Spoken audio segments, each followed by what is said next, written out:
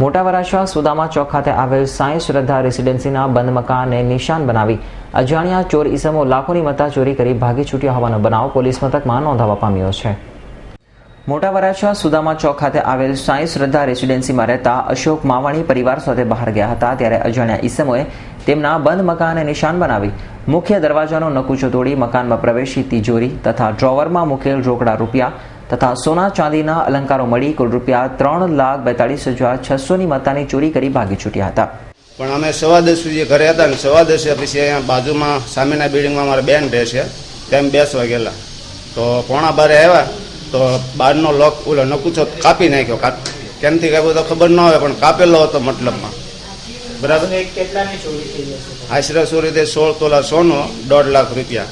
અમે અંદર આવીને જોયું ને તો બધું કબાટના 3 લોકર તોડી નાખેલા દેખાણા અમને અને બધું વેરણ શેરણ કરી નાખેલું હતું. તો અમે તરત બહાર નીકળી ગયા અને આજુબાજુમાં જાણ કરી અને સાહેબને FR લખાવવા અમે નીકળી ગયા.